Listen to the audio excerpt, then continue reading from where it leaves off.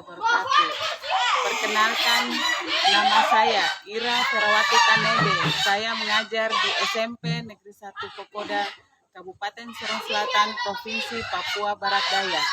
Saya adalah mahasiswa PPG dalam jabatan BEP 4 tahun 2025, Prodi Pendidikan Agama Islam Universitas Islam Negeri Sunan Kalijaga, Yogyakarta, dengan NIM 2540413045.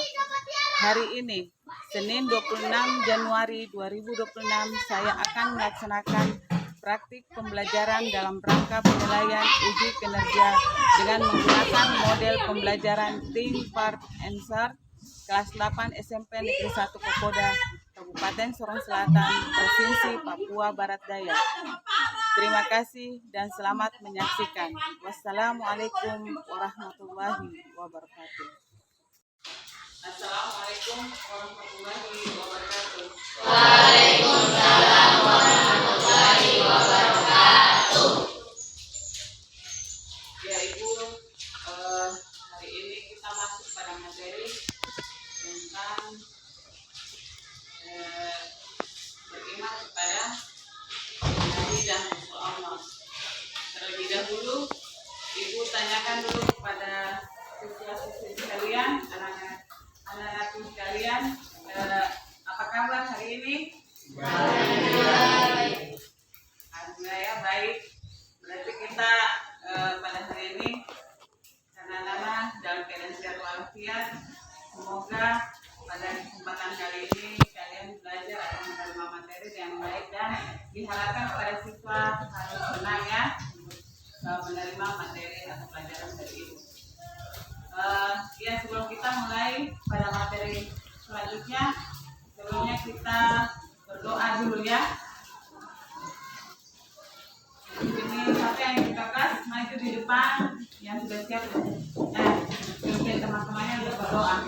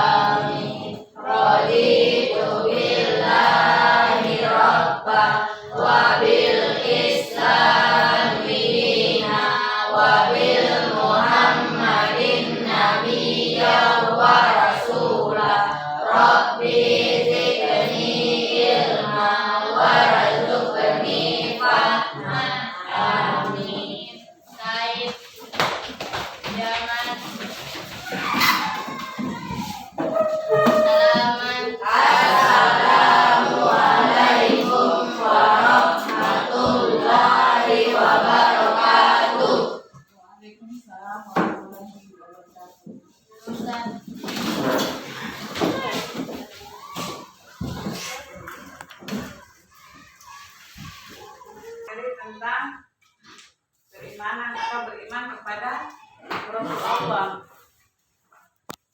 Rasul Allah itu ada berapa yang kita ketahui? 25. Iya. Dimulai dari Nabi Adam, yaitu dia sebagai bapak dari umat manusia. Penciptaan pertama yaitu Nabi Adam alaihissalam. Ya. Dan ditutupi oleh Nabi Muhammad sallallahu alaihi wasallam. Ya. 6. Iya, pertama beriman kepada Allah, kedua beriman kepada malaikat, ketiga beriman kepada kitab-kitab Allah, keempat Rasul-Rasul Allah, 5 beriman kepada takdir, ya, qadar dan qadar. 6 hari kiamat. Iya. Jadi semua ada 6 rukun iman. Sedangkan pada hari ini yang Ibu sampaikan dia termasuk di rukun keberapa? Beriman kepada Nabi dan Rasul Allah. Iya, rukun 4. Termasuk di rukun 4. Ada yang tahu meyakini bahwa Nabi dan Rasul Allah itu termasuk dalam rukun keempat. Mengapa kita harus yakin dan percaya bahwa ya kita tidak pungkiri bahwa sudah di dalam Al-Quran kan adanya malaikat. Tidak mungkin kita ingkar adanya Rasul. Tidak mungkin kita ingkar Allah. Kitab Allah itu ada berapa? Yang harus kita yakin dan percaya? 4. Sekarang kita materinya tentang bagaimana kita yakin dan percaya kepada Rasul-Rasulnya Allah. Rasul Allah artinya utusan Allah Subhanahu wa Ta'ala diangkat untuk menerima wahyu dan menyampaikannya kepada umat manusia sebagai pedoman hidup, membawa syariat baru atau ajaran agama untuk membimbing mereka menuju kebenaran, mengakui keesaan Allah dan memberikan kabar gembira serta peringatan. Jadi itu tugas utamanya Rasul atau Nabi Allah, ya, itu tugas utamanya. Perbedaan Nabi dan Rasul yang kemarin ini sudah sampaikan, mungkin 4 Nabi atau 4 Rasul yang dijuluki sebagai ulul azmi. Yang pertama Nabi Ibrahim, kedua Nabi Nuh, ya, ketiga Nabi Musa, keempat Nabi Muhammad SAW. Kita dijuluki sebagai Rasul ulul azmi. Kenapa dia dijuluki atau digelar sebagai Rasul ulul azmi? Karena dia punya 4 sifat atau punya kelebihan. Contohnya Nabi Nuh membuat kapal yang besar. Sewaktu didatangkan pada zaman itu kan kaumnya tidak mau mengikuti ajaran syariat dari Nabi Nuh. Akhirnya Allah mendatangkan azab yang begitu besar, yaitu banjir bandar, ya, banjir bah. Keteguhan hati dengan kesabaran dia buat itu kapal sampai jadi. Terus Allah perintahkan, sekarang wahai Nuh, kumpulkan berpasang-pasangan hewan atau makhluk yang ada di bumi. Akhirnya Nabi Nuh kumpulkan dengan berpasang-pasangan, burung berpasangan, laki-laki perempuan, kambing, apa semuanya yang kita ketahui itu Nabi Nuh kumpulkan itu dengan berpasang-pasangan. Karena ketika banjir bandang itu turun, kan tidak ada kehidupan lagi.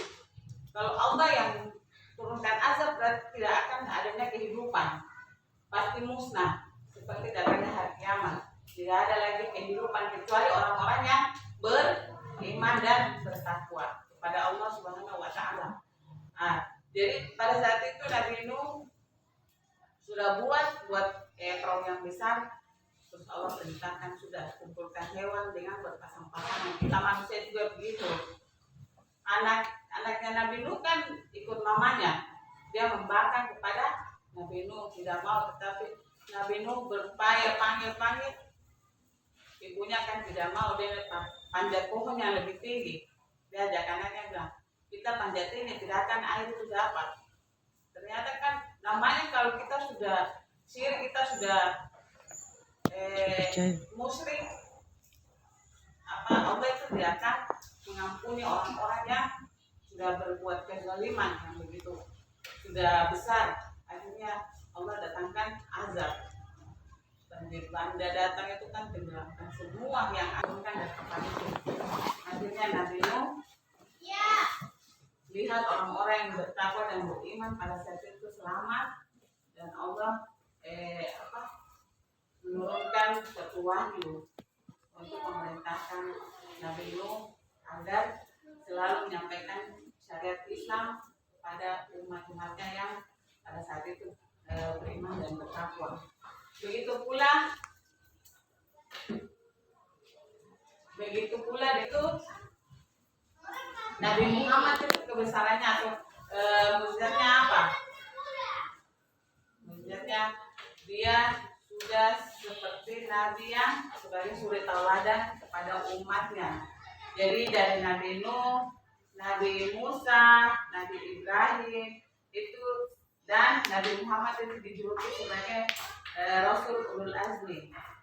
Nah, jadi pengertian dari keimanan kepada Rasul atau Nabi Allah tadi Ibu sudah jelaskan, dan perbedaan dari Rasul dan Nabi. Sekarang Ibu bagi tugas sedikit kayak tugasnya nanti dekat saja. Nanti yang ini.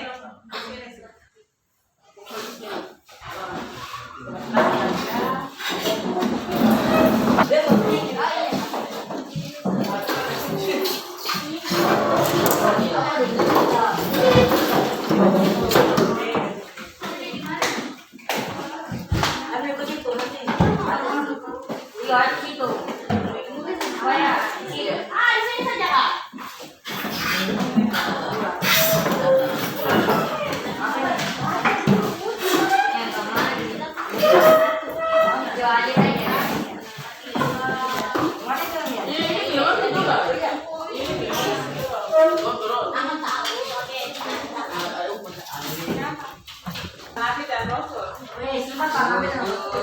Ada tiga.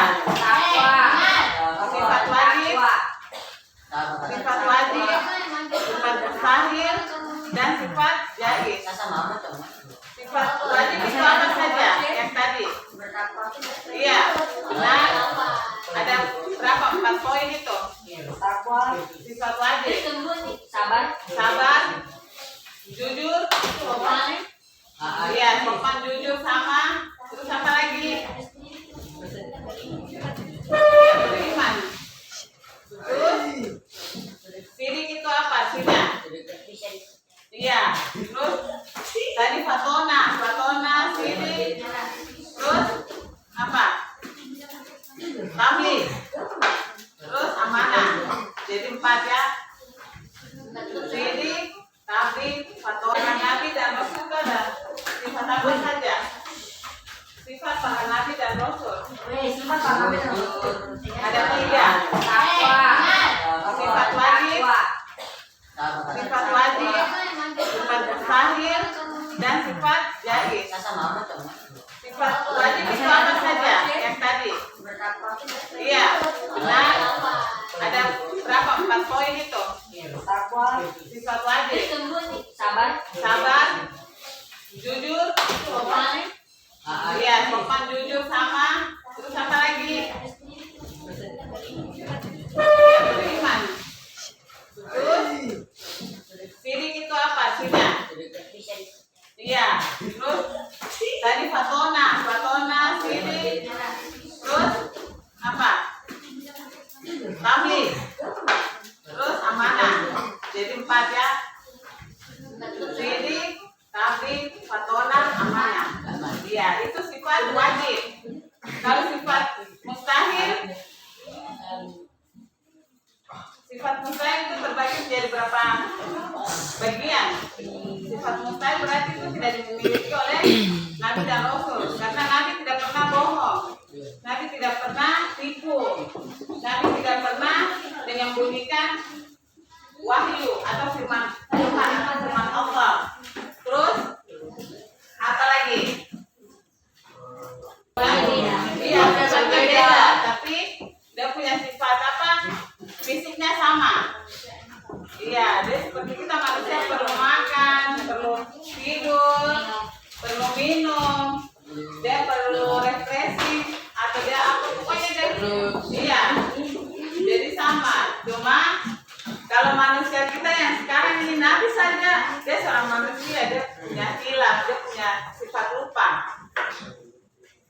kita manusia yang sekarang, umat yang sekarang. Contoh, ibu tidak contohkan anak-anak ibu sendiri, ibu punya diri yang ibu contohkan. Ibu dari rumah keluar, ibu bilang ibu mau lanjut ke sekolah. Saya jangan pos atau di dalam papa pasti anak-anak ini pasti rasa bosan. Jadi ibu bawa sedikit biar refreshing sedikit ya.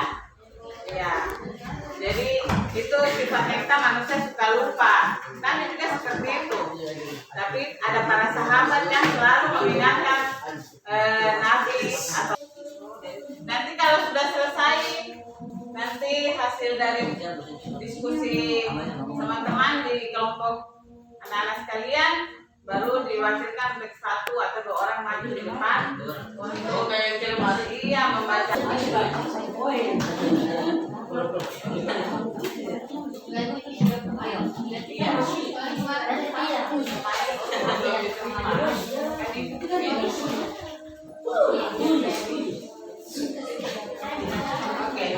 Silakan. Iya. Kelompok 1 di sana, kelompok 2 dan kelompok 3 terakhir.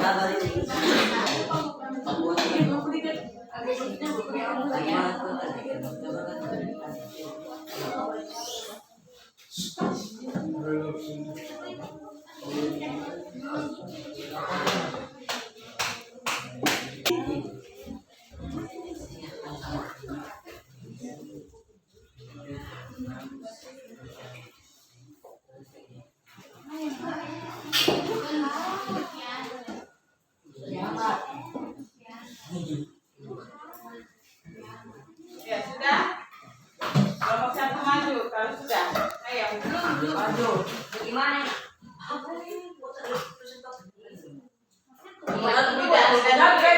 Yang ibu sudah kasih tuh tinggal dibaca saja ke depan. Itu. Dan ibu kan sudah kasih nih pembagian itu punya jawaban. Tugas. Untuk menyelesaikan solusi. Ada soal yang harus diselesaikan. Ayo maju. Dibaca sudah. Ayo maju sudah. Yang duluan kelompoknya ayo. Ayo baca. Ayo dibaca. Ini dari kelompok yang sudah tuntas ya. Silakan. Salam dulu ya.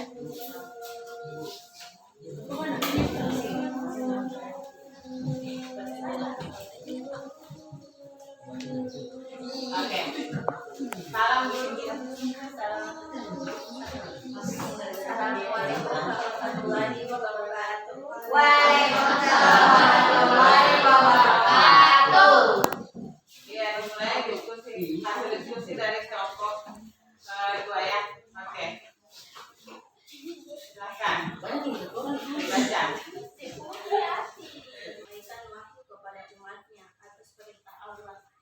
Ya, hasil diskusi dari kelompok 2. Beri aplaus dulu. Kelompok berikutnya. Ayo, 1. Ayo.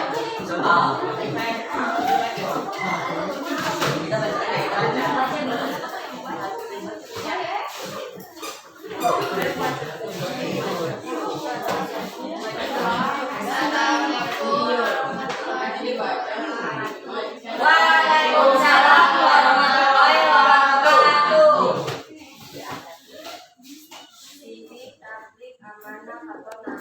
Hasil dari diskusi kelompok 3. Itu saja.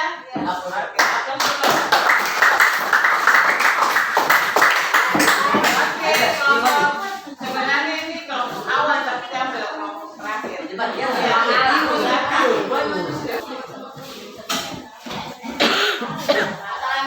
warahmatullahi wabarakatuh.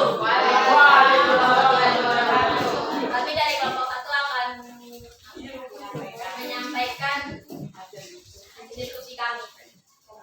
Yaitu paparan tentang penerapan sifat-sifat Rasul dalam kehidupan. Amanah, jujur dan sabar, dan tugas taat kepada Allah Subhanahu wa Ta'ala. Oke, beri aplaus.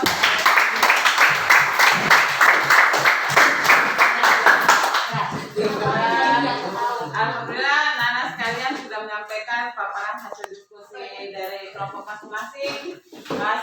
sebelum akhir dari materi pada kesempatan kali ini, kesimpulannya yaitu setiap rasul pasti mempunyai sifat yang sama seperti kita manusia ya, mempunyai sifat pasti ada sakit, ada perlu butuh makan, ada istirahat. Nah tadi Ibu sudah sampaikan yaitu perbedaan dari sifat Nabi dan Rasul. Apa perbedaan dari Nabi dan Rasul, yaitu Nabi menerima wahyu saja, dia tidak menyampaikan kepada umatnya. Kalau Rasul dia menyampaikan wahyu yang diterima dari Allah Subhanahu Wa Taala kepada umatnya. Dia tidak sendiri, yang maksudnya tidak diterima untuk khusus dirinya atau keluarganya, tapi dia menyampaikan kepada umatnya agar firman itu bisa diterapkan dalam kehidupan sehari-hari pada keluarga, kepada sanak famili atau para karib atau teman-teman atau sahabat. Jadi wahyu itu disampaikan agar bisa saja. Padahal ibu guru dan beberapa mata pelajaran masuk ini kita cuma dapat seperti ini. Berarti itu kita sudah lulus saya. Jadi anak-anak sekalian, sebelum kita akhiri Ibu beri nasihat sedikit. Jadi kalau kita benar-benar atau yakin, contoh Ibu sampaikan contoh saja, ketika kita yakin dan percaya bahwa kita punya masa depan ini akan lebih baik, ke depan itu kita akan punya feeling atau punya perasaan bahwa besok itu saya harus jadi orang yang sukses, atau saya jadi punya cita-cita mau jadi polisi, mau jadi bupati, mau jadi insinyur, mau jadi apa. Kalau ketika kita belajar, ketika kita di bangku sekolah pendidikan, kita sudah punya niat yang bagus, maka berarti kita punya tujuan itu akan tercapai, insya Allah ya. Jadi anak-anak sekalian, Ibu kita belajar sama-sama mencari ilmu, menuntut ilmu, ada bapak ibu guru menyampaikan di sekolah. Itulah kita sebagai anak-anak ya, untuk mencari bekal hidup untuk hari ke depan, untuk hari esok nanti menjadi lebih baik.